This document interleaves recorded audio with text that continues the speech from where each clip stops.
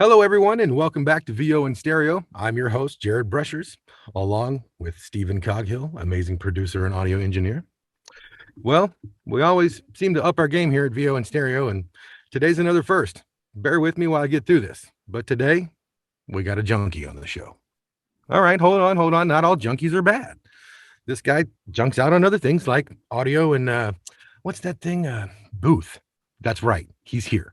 Please help me welcome the Booth Junkie, Mike DelGaudio. Woo! Everybody, how you doing? It's great to be here. Thank you for having me. Welcome. Thank you so much for coming, man. I That's really my appreciate it. My pleasure. We're two like ginormous fans, and you've made us spend a lot of money, and And we love you for it. very little regrets, though. Well, that's good. That's good. Very little regrets. So, What's the one thing they say? I just hope my wife doesn't sell my collection for what I told her it was bought for. exactly. Don't want any of that nonsense.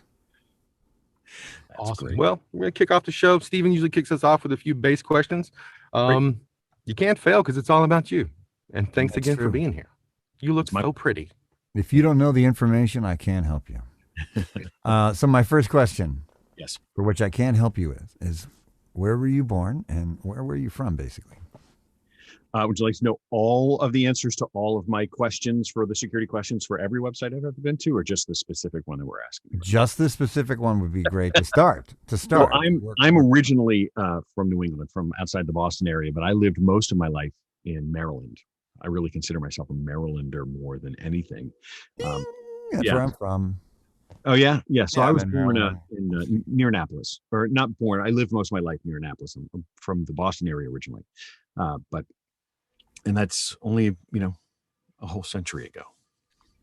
And I forgot, what was the other half of your question? So that's where I was born. What was the other half of the question? Did you grow up you grew up mostly, you said in Boston, you moved pretty quickly? And I moved. Yeah. My dad was transferred when I was a kid. So we moved and lived in Maryland for a long time. I went to school there. And then I bounced around a little bit after college, bounced around a bit. Now I'm back up in the New England area outside of New York City. Nice. Did you have brothers and sisters growing up? I do. Yeah. I have a brother and, part of a Brady Bunch family. I've got some stepbrothers who've been my stepbrothers forever. So close to that. They're my brothers. So yeah, come from a big Brady Bunch style family. Nice. Here's the story of Mike DelGaudio. That's awesome. It's good to have family. It is. Absolutely. It makes you who you are, right? Oh my God. Did you were you a creative child growing up? I suppose so. I didn't really. I wanted to be more than anything. I don't know that I ever really pursued the training, had the dedication to become a creative. I liked to draw. I was really into art. I liked to play music, although I never got particularly good at any instrument. But I noodled around with a lot of stuff from a creative pursuit. But I wouldn't, I don't think I had any sort of special gifts or anything creativity wise, but I do enjoy being creative in whatever my hobby was at the time, all the hobbies that have evolved over the years. It's always been a creative pursuit for sure. No, that's interesting.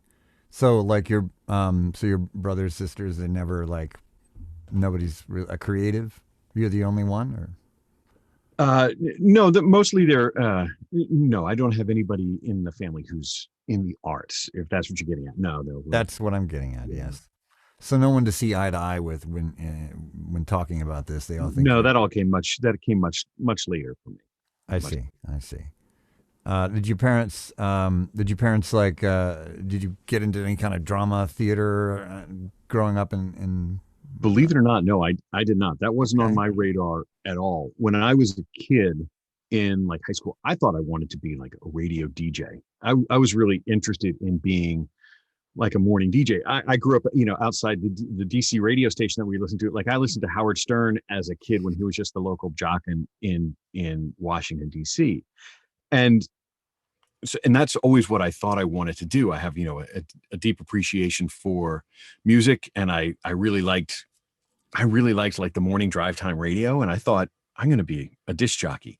And then when I got out of high school, I went and sat in with a disc jockey who was more entry level. We're not talking Howard Stern. We're talking, AM radio in the evening as a board operator. And I was like, this looks like torture. It looks like absolute torture. The what you need to do to pay your dues to become a radio jock. And then when you are a radio jock, it just seems like it ain't that great. It wasn't what I thought it was going to be. Because, and not that being a disc jockey is bad. I think that being a disc jockey is actually still a cool gig, but your station can close down, your format changes, you're out of a job. There is zero security. And that was not what I was interested in. I still like the idea of radio disc jockeys, but the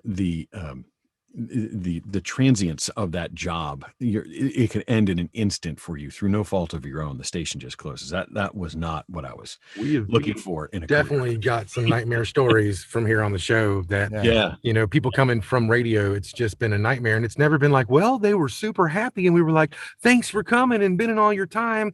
No, they like, every story is like they cleaned out your desk before they talked to you and they had all your stuff and then they walked you out like you were going to steal from them after you pour your heart and soul into the thing. I was like, man, that is soul crushing. Who in the world would sign up for that? You know, even as a listener, you're like, well, the radio station, the rock radio station that you listened to yesterday was a country station today. And you're like, wait, what happened? Where did everybody go? Am I in the right place in the dial? Like, it's a really surreal experience. And it's so, and it's evolved so much since the radio that I knew as a kid. Yeah. The radio jocks that I knew from all the different shifts. It's a totally different thing. And then once I learned that you didn't really have any control over what you played, that you just got handed to, you're going to play these 10 songs this hour. You're like, oh my God, it's not the gig that I thought it was going to be. So no, for 24 hours, a continuous whoop, there it is from 95 South. Right. Not unless you run your own pirate radio station. That's not going to happen. Right? Yeah. I mean, those are certainly, the radio stuff was formative for me. You know, in the DC area, there was at the time, WHFS was like this indie, more college. It was less corporate, and they had, you know, local jocks. And that was like, you know, that was cool. The college radio stations, I still listen to the college radio stations wherever I am. That's the radio station that I primarily listen to for music, is the college radio station. I still think that that's super pure, and I really like HFS was awesome. What a great radio station. Yeah. I listened to it. I mean, that's why I live. I live in Maryland too. So cool. Everything that you're mentioning. HFS. There you go. I know it all. And Howard Stern. I listen to Howard Stern and all. Yeah. I mean, WNBC. Exactly. And, you know, Casey Kasem and all that. You know, those were all like, you know, our influences growing up. Yep. And it's like you practice that radio voice, and then you get to voiceover, and they're like, we're not looking for that anymore. God damn it, I've been practicing that now for 20 years. Yeah. I mean, the thing that really got me into wanting to be a voice actor, not even an actor, but, and I've told this story before, is the voice that I always wanted to be. If you're a child of the 80s or 90s, you'll remember the infomercial. And the infomercial had the breaks in between, and there was always that blue screen that had the call 1-800-555-1212, 1-800-555-12, $24.95 plus $6.95 shipping and handling. Call now. Like, I wanted to be that guy. I didn't want to ever be on camera. I wanted to be behind the blue screen, just with the huge voice and just doing the hard sell stuff. Like, I thought, killing it. I was like, that's the coolest thing. That's the coolest thing ever. Turns out that you don't do anything like that anymore, but that's what really, you know, made me want to be interested in being behind the microphone. Everything's conversational. Yeah, right. I always thought, I'm going to be the big announcer. Can I have my voice is, you know, reasonably deep, and I can speak with authority, but nobody wants that anymore. So you have to learn how to be yourself. Yeah, corporate videos only. They'd be like, can you be a 5'2" British woman? Yeah. You sent me the wrong audition. Yeah, it's funny. If I get an audition for, like, can you be a teenager? I'm like, I really can't at this point. I don't think I can even be remotely convincing as a teenager. I don't think I could not care that much. I'd do it anyway. I'd be like, hey, man. Hey, brother. Yeah, right. Oh, God. Let's get some dirty bean juice, man. Wake up. Well, I want to know, what was like your first taste of the industry? Like what was your first jump into it? And how was your first experience? Yeah, considering you weren't a creative kid, you didn't go to get into theater and all that stuff.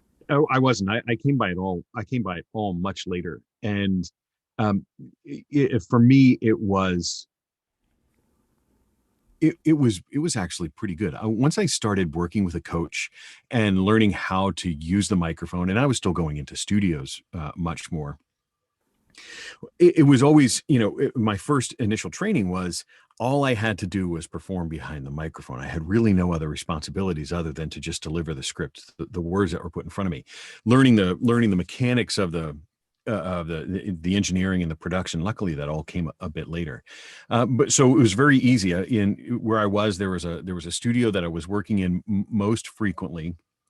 So I got to know it was always like the same engineer and same director who would direct me for a lot of different things. So whether it was the bank or the restaurant or the convenience store or whatever I was doing, mostly like radio, Commercial radio ads. Yeah, commercial radio ads was what it was primarily. Sometimes TV ads.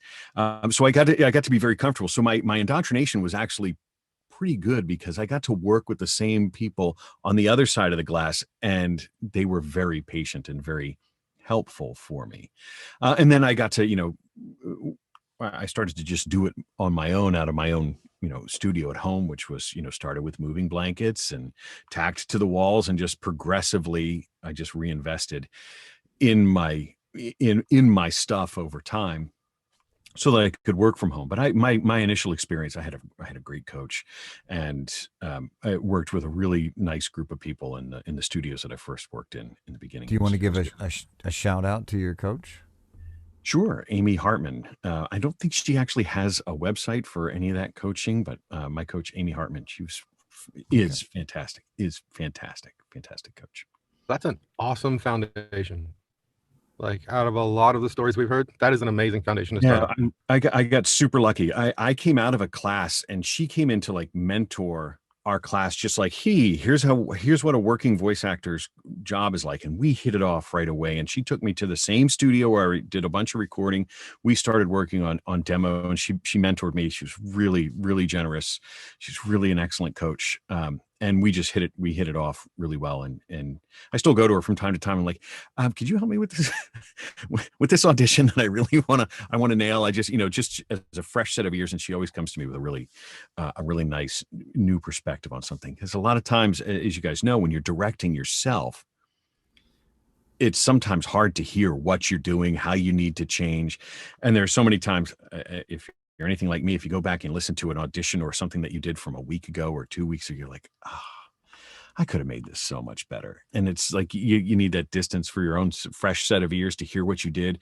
That's when a coach that you trust and work with can really be super helpful, because they can hear it right away, the stuff that you're doing wrong, or you could do better, or if there's stuff you're leaving on the table.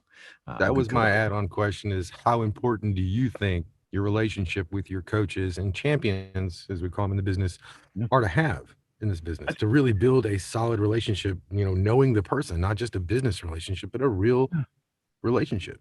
I think it's important to find the person. If you have the ability to find a person that you can know and trust and bounce ideas off of, or say, could you just listen to this, where it's not somebody that you have to go to every time, because you'll wear it out.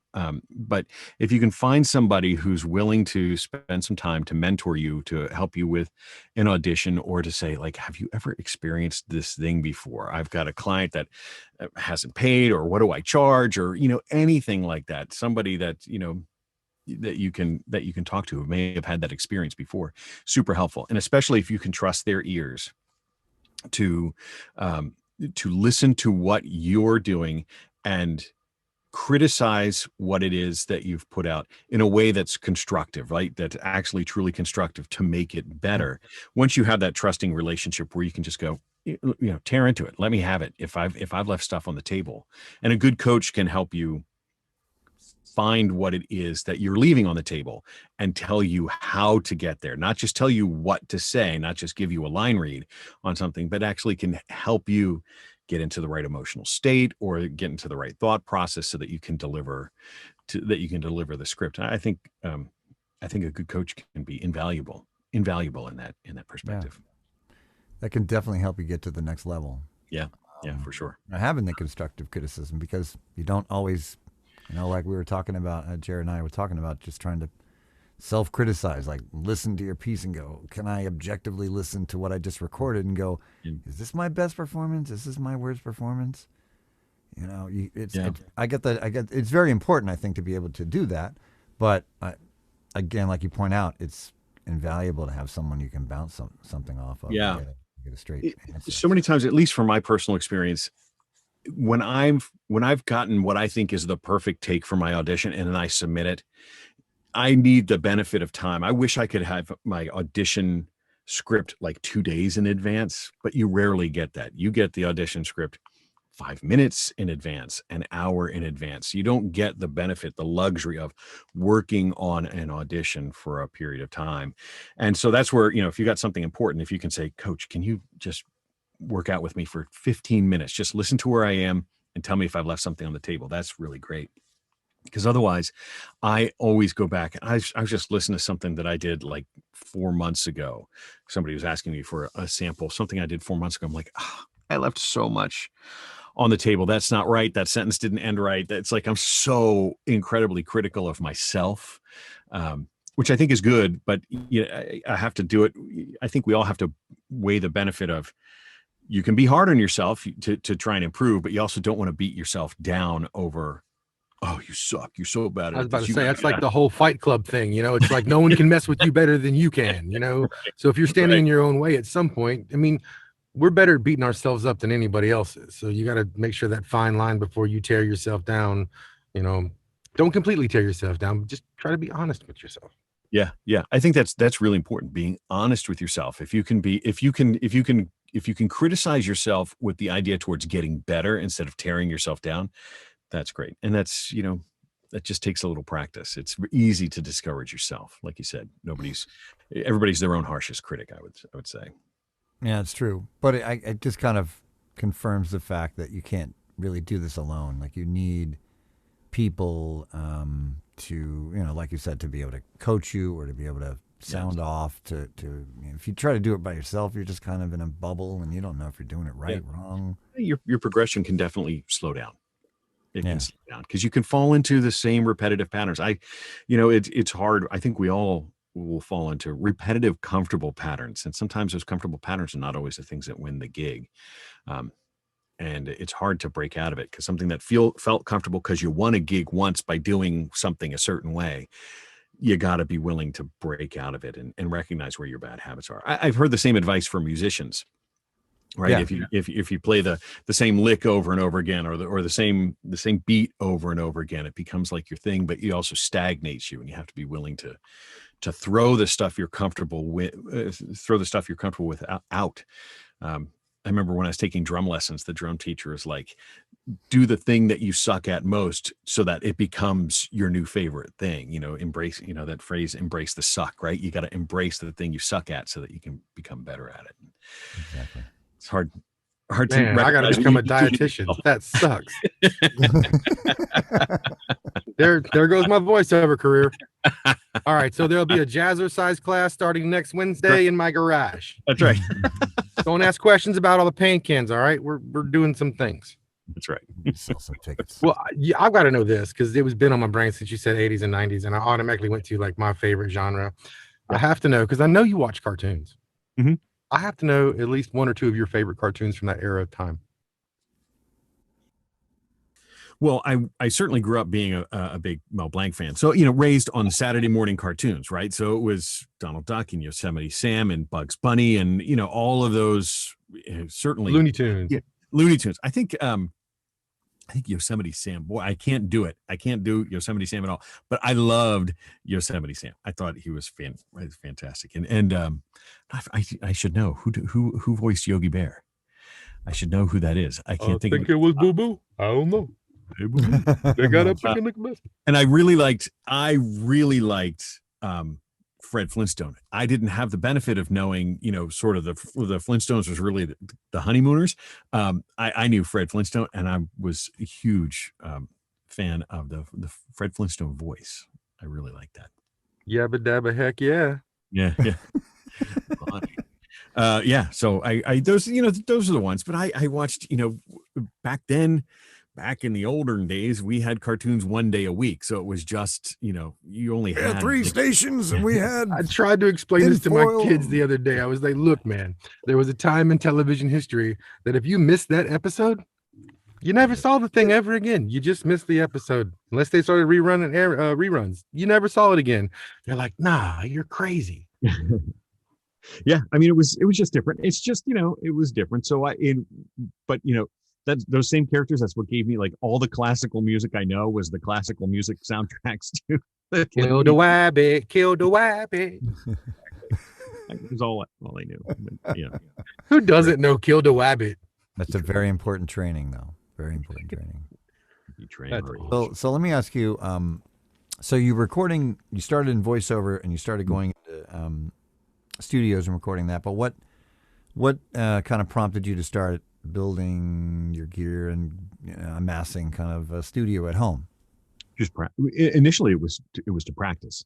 I wanted a practice space that I could practice and make things that I was comfortable. I wanted my auditions to sound good, and so that was really where it started. It's like, because that's long enough ago that you couldn't just audition into a cell phone like it was, flip phone days.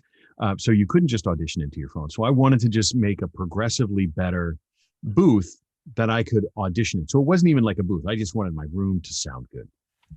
And then it became that I would do a lot more auditions online. I would try and source work online. And then that's like, oh boy, I probably really need a booth so that I could work. I thought I wanted to become potentially in audiobooks.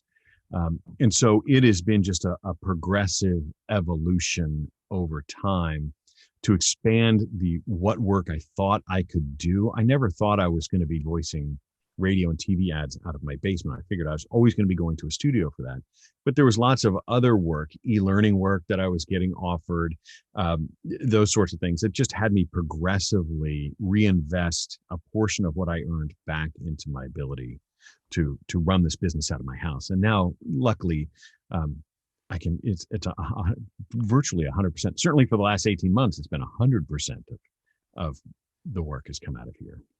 Yeah, because the COVID, certainly changed the way voiceover. I guess something happened out there. I don't come out of my booth very often, but I guess I heard it's not something about. I must admit, watching you on YouTube and watching the transformation of your channel and your booth and your area, it's been pretty dadgum cool. And you do a really good job of taking people through the steps, and you don't leave out, you don't leave out any of the oops and I did this and you own it, and that's awesome. Yeah, I mean, it's because it's just what it is, right? I don't profess to be anything other than what I am. I'm just, I'm a guy who's trying to get it done, and I want to pay forward.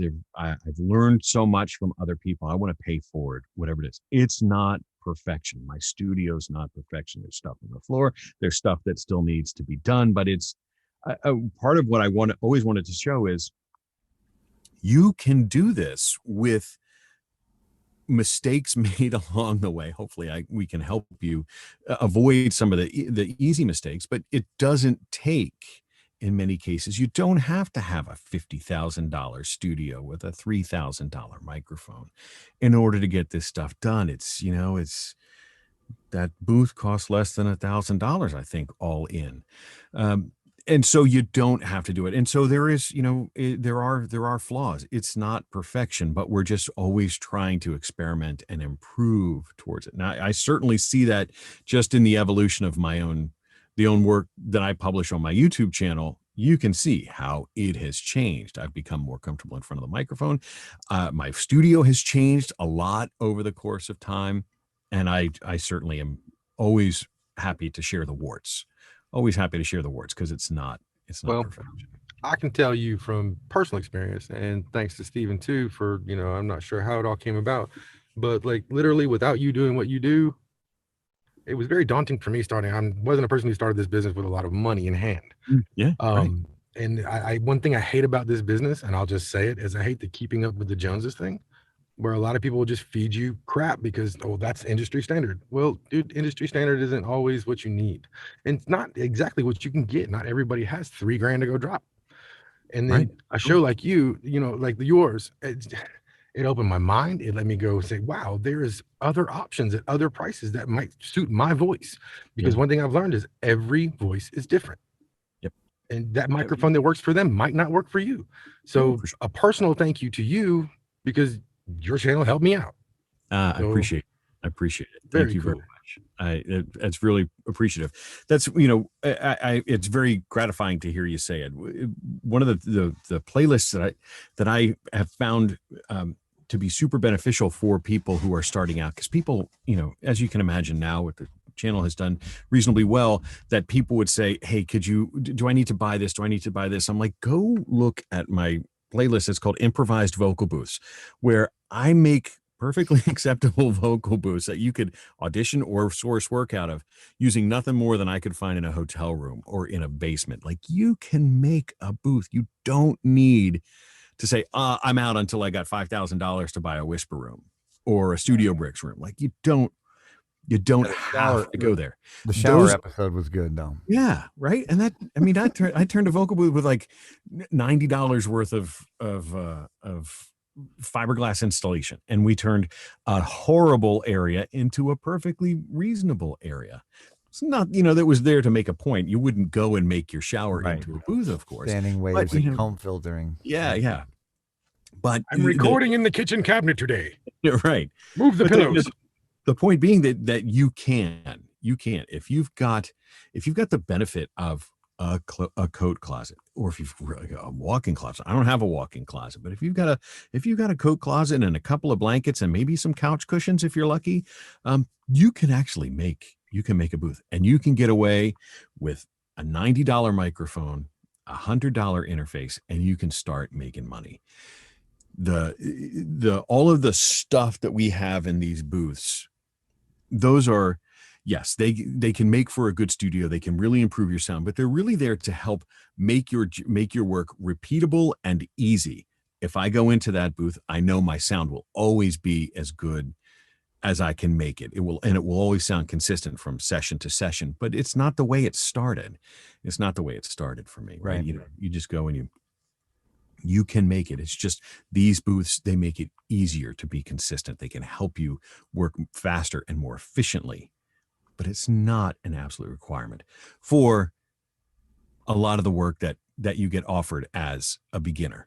I'm not going to go voice, you know, Nike commercials in there. I'm not going to go narrate a TV show from a booth that I'm just like sitting in my closet untreated. I'm going to get invited to a studio for that. But if you're doing e-learning for your company or for other people where it's not absolute high fidelity, gotta be perfection, you can do this with a little bit of thought and improvisation. You can make your area workable.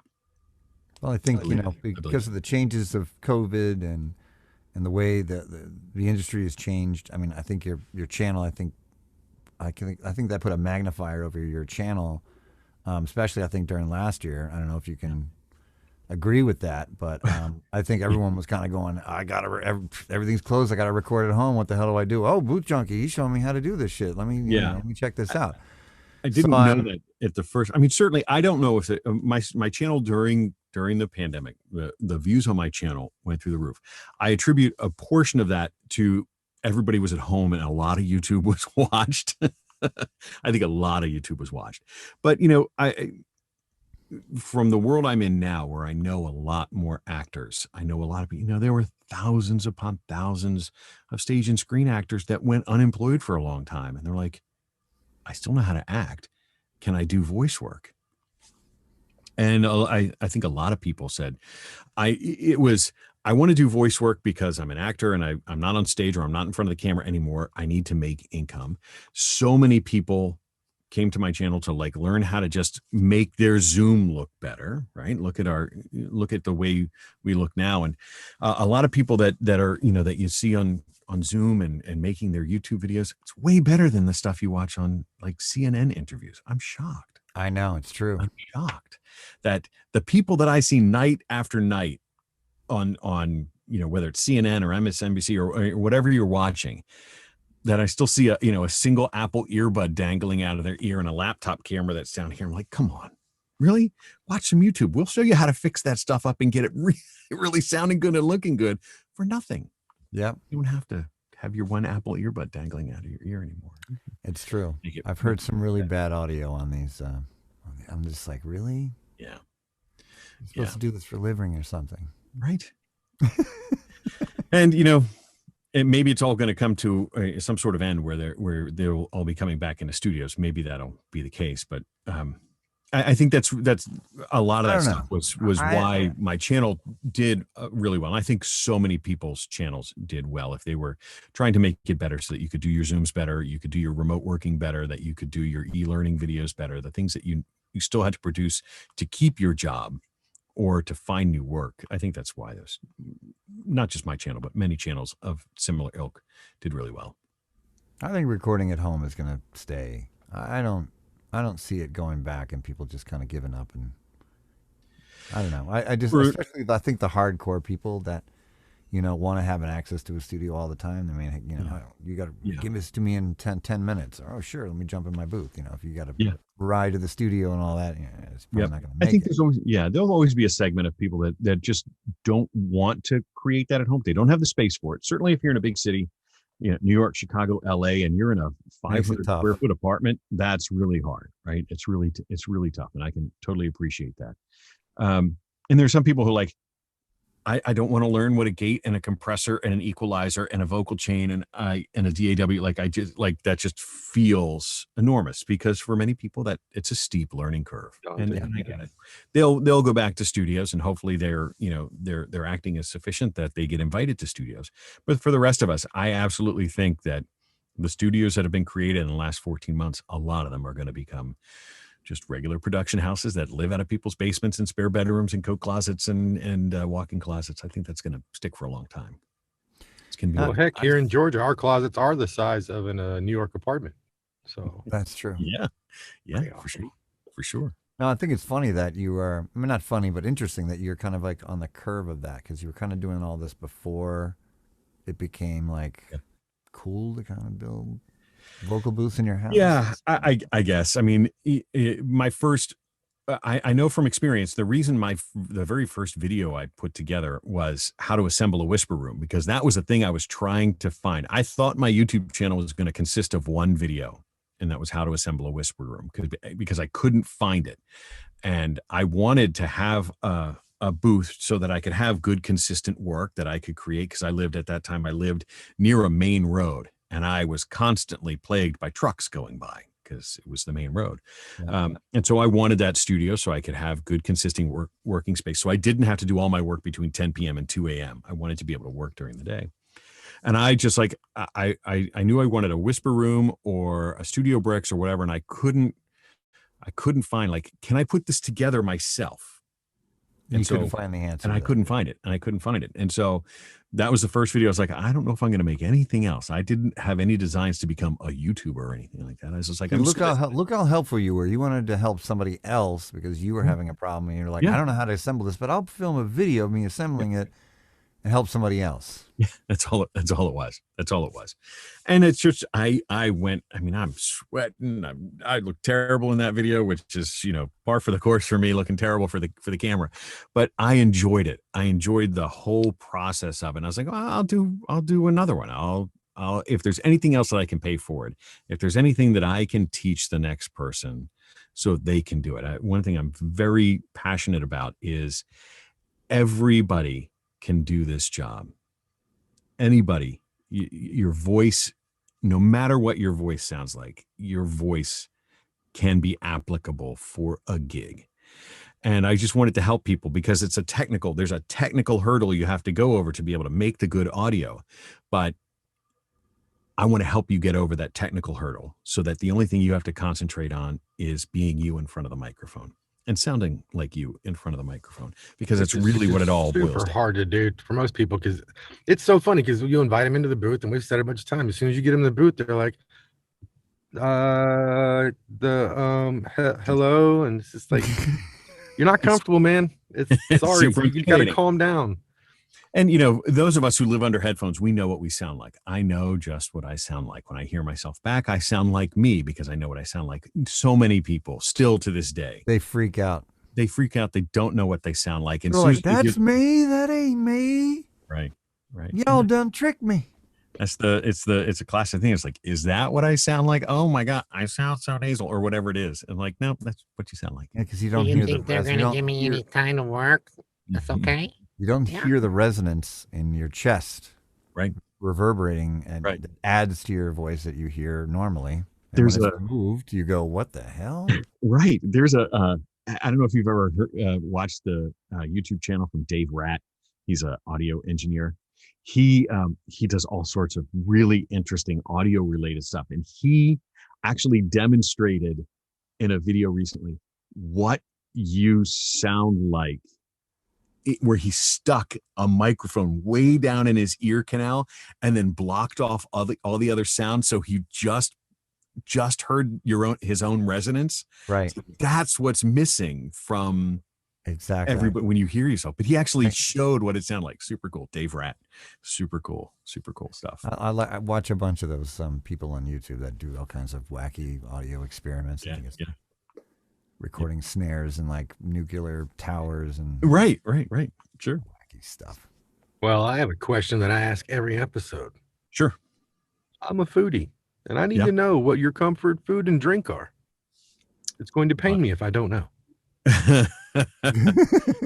My comfort food is the same comfort food that was my comfort food when I was 5 years old, and that is a bowl of elbow macaroni with butter and salt. I thought you were going to say chowder. Yeah, no, not that. If that is the meal that has comforted me for the entirety of my 25 years on this planet. No, that's macaroni and butter. Who The doesn't? man is a fan of elbow macaroni. Elbow macaroni and butter. And See, that's a base for what we call here in Georgia is macaroni and cheese. And then we add a lot more stuff on it and we bake it 45 minutes about this thick and it kill you. And on the other side of it, my comfort drink is a nice glass of tequila. I really like tequila. Oh, this is a wild man right here. Yep. My go-to is just sipping tequila. I was a beer drinker for a long, long time, and then I discovered whiskey and bourbon much later in life, and now I almost always just have a glass of tequila. I'm a bourbon man. Although they don't go together, tequila and macaroni and butter, that's often a recipe for, I was going for to say disaster. that sounds like late night ridiculousness. The macaroni and butter is when I'm not feeling good, and the tequila is when I am feeling good. Now the Maybe one caused the other. Hey. Yeah, Right. Now the macaroni and butter. Do you put it poppy seeds, or you're not into that? No poppy seeds. Poppy seeds. I've never heard of that. That I've never even. It adds a little crunch. And try That's it next interesting. time. Yeah, I would add Parmesan to it. Perhaps I've never. Oh, heard that's of poppy good. seeds. Try the poppy seeds. Very. You guys heard of the everything but the bagel seasoning? I had it this morning. I have a Oh my box God. of anything right now. I did fresh onion, squash, and zucchini and was like, blam. Yep, good stuff. I had it on my toast this morning. Beautiful. Love that stuff. You have squash and zucchini on your toast? Did. You're a wow, man. Exactly. That's awesome. It was Sasquatch. It was a different one. Well, we do always ask people, like, you saving pitballs, and you've done this a bunch. But what's just one piece of information for anyone in the industry, or any piece of information that you want to give that you think is like one of the most important pieces you could hand someone before they started, or just that they need to keep in mind? Holy cow! There's a lot of stuff. Certainly. Okay, so there's a couple of things. One, I've said it already, is your voice is fine. Your voice is totally fine. Oh, thank you so much. Yeah, it is. Right. So there's number one. And so number one, your voice is fine. I hear people like, can I get a voice deepener, or can I like you don't need to do that. I want to sound great. like Dave Fenoy. Right. If we all sounded like that, then what's the point? We look like crazy. Right. But so your voice is fine. There's a niche for you and where your voice sits, and it will it will work, whether you end up in animation or radio and TV or audiobooks or whatever it is. Your voice has a spot. You have to become comfortable in front of the microphone. You have to get over that comfort of being in front of the microphone and just realize that's just there to capture your acting. There's nothing special about the microphone other than it's there to canonize what you have done. So you have to get comfortable acting and emoting in front of nobody, right? That is super important to find comfort in acting crazy in a room, a confined space, and not being embarrassed by it. Part of what makes voice acting interesting is you have to put all of the emotion out of just your voice. Often there's no visual component of it. So all of this movement that you do normally when you're acting, it all has to come out of your voice. So you have to really be willing to be free and crazy in front of that microphone, because the audience will instantly hear if you're embarrassed by being crazy in front of the microphone. So that's item number the second. Third is you have to learn how to use your tool, the DAW. Pick one and learn how to use it. I don't care if it's Audacity, GarageBand, Reaper, Pro Tools, Logic, whatever. Pick that tool and dedicate a portion of your time to learning how to use that tool. And it will serve you so well in the long run. If you're a person who say, well, the engineer's always taking care of that, I don't want to learn what those things are. You're going to leave gigs on the table. You're going to leave money on the table, because they're just going to hire the next guy. If I'm thinking of myself as a hiring person, will I sacrifice a tiny bit of quality for a guy who can turn it around, or a gal who can turn it around in an hour at 90% quality? Or do I have to go book a studio and wait for the person to have availability, and 3 weeks from now, that voice has got to be really flippin' special to choose that over the person who can have it to me tomorrow at 90% of it? So learning your tool will help you win gigs, because you can turn the work around and it's going to be good and it's going to meet the technical requirements, whether that's ACX or whoever. Knowing how to make your tool get your audio to those technical specifications so that you don't have to think about it. You can just be free in front of the microphone. That's just taking time to learn the tool and practicing in front of the mic. That's all. I mean, do you ever stop giving good information, Mike? This is ridiculous. Ridiculous. I mean, it's just everything comes out of his mouth. The sunshine, rainbows, you can do this, and I believe in you. And what are we going to do with him? I don't know. Well, we're going to let it continue Absolutely. doing his thing, because everybody seems to really enjoy it. It's super appreciated. I know through everyone We're that I huge know in fans. the industry. We're huge fans. Yeah, we really are. And if you do it by weight, I might be your biggest fan. That's true. That's true. I don't know how many people I've told. I said, watch, if you don't know what you're doing, just watch Mike. What are you doing? Like, audio is in his name. I don't know if he did that on purpose, but audio is in your freaking name. So I guess you were meant to do this. Mike and audio in my name. So right? Destiny. Yeah. It wasn't until much later that people realized how easy it is to pronounce my last name. Yeah, having an Italian name with every vowel in it growing up was a very confusing last name. I'm like, it's just got the word audio in it. You know how to say that, right? Just say it like that. And now that, people find it much easier now that I can just say, yeah, it's got audio in it. Look, DelGaudio, yeah. And it's right there.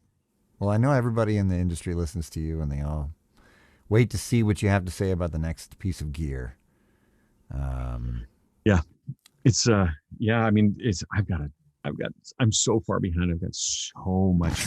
And look, we're keeping you from your junk too. No, not at all. I mean, I'm way behind. I think I've got like 15 microphones to review. Some of them are super cool. Some crazy ones. Yeah. I did get my hands on from Goodwill, believe it or not. I got my hands on a 1940s old school ribbon microphone that I'm really excited to share. I sent it off to a guy who does John Ulrich, who repairs the ribbon microphone. So he restored it back to its 1940s glory. So it sounds like a 1940s microphone, but man, what a cool microphone. Hopefully it'll make an appearance on the channel in the next 6 months, I hope. So you like can how do everyone your has the image of the 40s microphone. voice on the microphone. Like they always have the image of the 40s microphone, but no one uses that. Yeah, No. well, I mean, That sounds sad. there's someone who the AEA still makes that microphone. It is hyper expensive, hyper expensive. Several like $4,000, but this is an original old vintage. Yeah, goodbye. Yeah, That's right. too much money.